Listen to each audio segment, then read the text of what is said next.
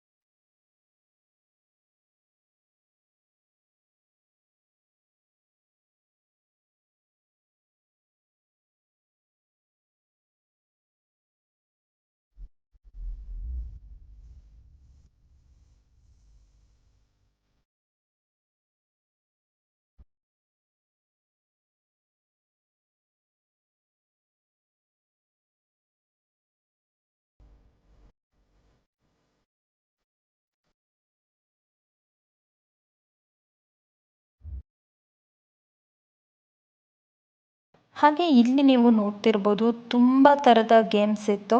ಒಂದಕ್ಕಿಂತ ಒಂದು ಚೆನ್ನಾಗಿತ್ತು. ದೊಡ್ಡವ್ರು ಕೂಡ ಆಟ ಆಡ್ಬೋದು. ಹಾಗೆ ಚಿಕ್ಕ ಮಕ್ಕಳು ಕೂಡ ತುಂಬ ಆಟ ಆಡ್ಬೋದು. ತುಂಬಾ ಎಂಜಾಯ್ ಮಾಡ್ತಾರೆ ಚಿಕ್ಕ ಮಕ್ಕಳನ್ನ ಕರ್ಕೊಂಡು ಬಂದರೆ. ಬಟ್ ಪ್ರೈಸು ಸ್ವಲ್ಪ ಜಾಸ್ತಿ ಇರುತ್ತೆ. ಒಂದೊಂದಕ್ಕೆ ಒಂದೊಂದು ಪ್ರೈಸ್ ಇರುತ್ತೆ. ಬೈಕ್ ರೈಡ್ಗೆಲ್ಲ ನಿಮಗೆ 5 ಮಿನಿಟ್ಸ್ಗೆ 200 ರುಪೀಸ್ ಆ ಥರ ಹೇಳ್ತಿದ್ರು. ಇವನು ಸಹ ನಾನು ಬೈಕ್ ರೈಡ್ದು ಮಾಡಬೇಕು ನೋಡಬೇಕು ಅಂತ ಎಲ್ಲ ಹೇಳ್ದ. ಸೊ 5 ಮಿನಿಟ್ಸ್ಗೆ 200 ರುಪೀಸ್ ಇರುತ್ತೆ. ಸೊ ನಾವು ಸಹ ಅವ್ನಿಗಿಷ್ಟ ಅಂತ ಹೇಳಿ ನಾವು ಅದನ್ನು ಆಡಿಸಿದ್ವಿ.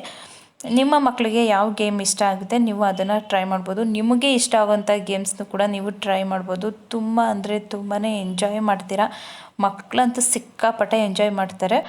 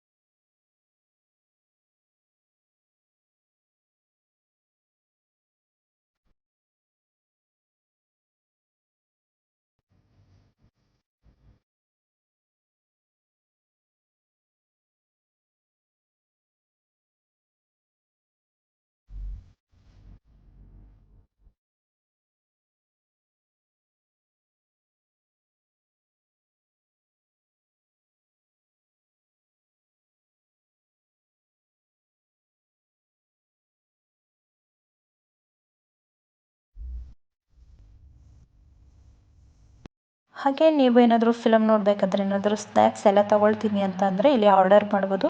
ಬಟ್ ತುಂಬಾ ಕಾಸ್ಟ್ಲಿ ಇರುತ್ತೆ, ಬಟ್ ಟೇಸ್ಟ್ ಅಂತೂ ಸೂಪರಾಗಿರುತ್ತೆ ಅಂತಲೇ ಹೇಳ್ಬೋದು. ಹಾಗೆ ನೀವು ಯಾವುದೇ ಸ್ನ್ಯಾಕ್ಸ್ ತೊಗೊಂಡ್ರೂ 200 ರುಪೀಸ್ ಮೇಲೇ ಇರುತ್ತೆ, ಬಟ್ ಟೇಸ್ಟ್ ಅಂತೂ ಸೂಪರಾಗಿರುತ್ತೆ. ಇವಾಗ ನಾವು ಇಡೀ ಮಾಲೆಲ್ಲ ಸುತ್ತಿದ್ದಾಯಿತು. ಇವಾಗ ನಾವು ಫಿಲಮ್ ನೋಡೋ ಟೈಮ್ ಬಂತು. ಇನ್ನೇನು ಫಿಲಮ್ ಸ್ಟಾರ್ಟ್ ಆಗುತ್ತೆ, ಇನ್ನೇನು ಒಂದು 10 ಮಿನಿಟ್ಸ್ ಇದೆ. ಸೊ ಅಲ್ಲಿ ತನಕ ಸ್ವಲ್ಪ ಟೈಮ್ ಕೂತಿದ್ದೆ, ಏನಾದರೂ ಕಾಫಿ ಏನಾದರೂ ಕುಡಿಯೋಣ ಅಂತ ಅಂದ್ಬಿಟ್ಟು ಕೂತಿದ್ದೀವಿ. ಈಗ ಕಾಫಿ ಕುಡಿದು ಇವಾಗ ಇನ್ನೇನು ಸ್ಟಾರ್ಟ್ ಆಗುತ್ತೆ, ಇನ್ನು ಜಸ್ಟ್ ಇನ್ನೊಂದು 5 ಮಿನಿಟ್ಸ್ ಇದೆ. ಸೊ ಇವಾಗ ನೋಡೋಣ ಅಂತ ಹೇಳಿ ಒಳಗಡೆ ಹೋಗ್ತಿದ್ದೀವಿ. ಕಾಟರ ಫಿಲಮ್ ಹೇಗಿತ್ತು, ನನಗಿಷ್ಟ ಆಯಿತಾ ಇಲ್ವಾ ಅನ್ನೋದನ್ನು ಕೂಡ ನಾನು ಲಾಸ್ಟಲ್ಲಿ ಹೇಳ್ತೀನಿ. ಇವಾಗ ಫಸ್ಟು ಫಿಲಮ್ ನೋಡೋಣ ಹೇಗಿದೆ ಅಂತ. ತುಂಬ ಜನ ಚೆನ್ನಾಗಿದೆ ಚೆನ್ನಾಗಿದೆ ಅಂತ ಹೇಳ್ತಿದ್ರು. ಸೊ ಅದಕ್ಕೆ ನೋಡೋಣ ಅಂತ ಬಂದಿದ್ದೀವಿ. ನೋಡಿಬಿಟ್ಟು ನನಗೆ ಹೇಗೆ ಅನ್ನಿಸ್ತು ಅನ್ನೋದನ್ನು ಕೂಡ ನಾನು ತಿಳಿಸ್ತೀನಿ. ಮಾಲಲ್ಲೆಲ್ಲ ತುಂಬ ಜನ ಏನು ಜಾಸ್ತಿ ಇರಲ್ಲ, ಸೊ ಅದಕ್ಕೆ ನನಗೆ ಮಾಲಲ್ಲಿ ನೋಡೋದಕ್ಕೆ ಇಷ್ಟ ಆಗುತ್ತೆ. ತುಂಬ ಜನ ಇದ್ದರೆ ನನಗೆ ನೋಡೋದಕ್ಕೆ ಒಂಥರ ಅನಿಸ್ತಿರುತ್ತೆ. ಚಿನ್ನು ಸ್ವಲ್ಪ ಟೈಮ್ ನೋಡಿಬಿಟ್ಟು ಆಮೇಲಿಂದ ಸಾಕು ಸಾಕು ಹೋಗೋಣ ಮನೆಗೆ ಅಂತ ಕೂತ್ಬಿಟ್ಟಿದ್ದ.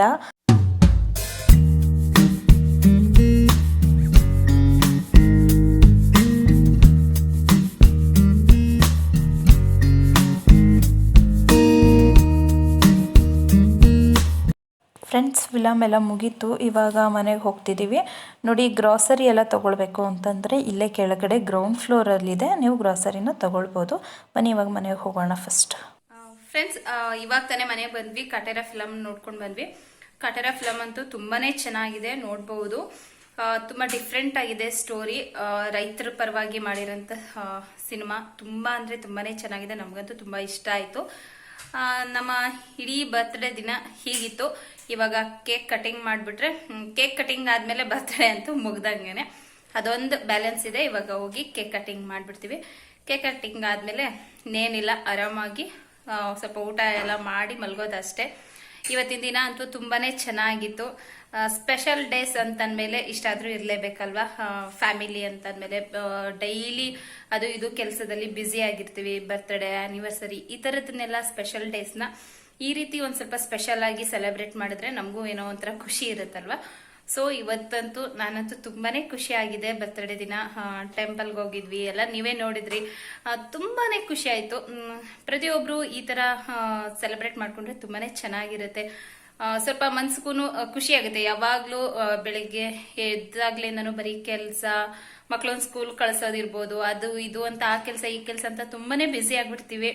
ನಮಗೆ ಅಂತ ನಾವು ಟೈಮೇ ಕೊಟ್ಕೊಳ್ಳೋದಿಲ್ಲ. ಅಟ್ಲೀಸ್ಟ್ ನಮ್ಮ ಬರ್ತ್ಡೇ ದಿನ ಆದರೂ ನಮಗೋಸ್ಕರ ಅಂತ ಒಂದು ಸ್ಪೆಷಲ್ ಡೇನ ನಾವು ಸೆಲೆಬ್ರೇಟ್ ಮಾಡೋದು ತುಂಬಾ ಖುಷಿ ಕೊಡುತ್ತೆ ಅಂತಲೇ ಹೇಳ್ಬೋದು. ಅಂತ ಇವತ್ತು ತುಂಬಾ ಖುಷಿಯಾಗಿದೆ.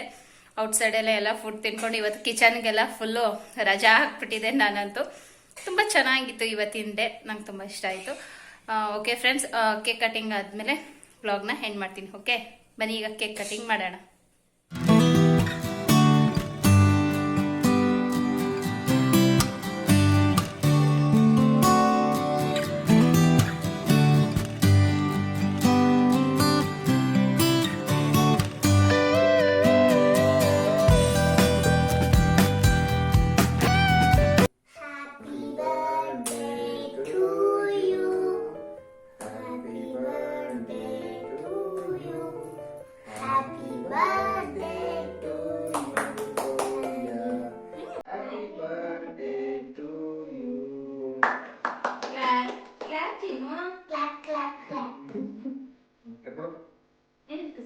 Happy birthday to you.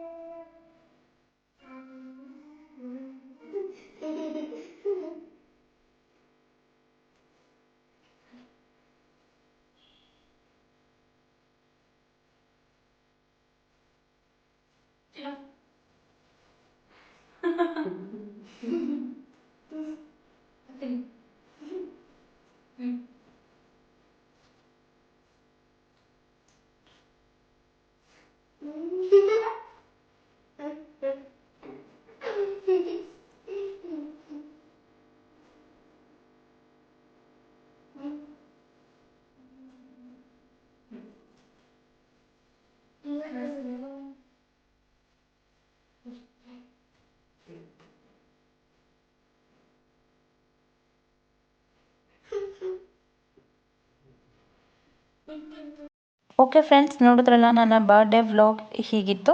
ಖಂಡಿತ ನಿಮಗೆಲ್ಲ ಇಷ್ಟ ಆಗಿದೆ ಅಂತ ಅಂದ್ಕೊಳ್ತೀನಿ. ಇಷ್ಟ ಆಗಿದ್ರೆ ಪ್ಲೀಸ್ ಲೈಕ್ ಮಾಡಿ, ಆದಷ್ಟು ನಿಮ್ಮ ಫ್ರೆಂಡ್ಸ್ ಆ್ಯಂಡ್ ಫ್ಯಾಮಿಲಿ ಜೊತೆ ವಿಡಿಯೋಸ್ನ ಶೇರ್ ಮಾಡಿ.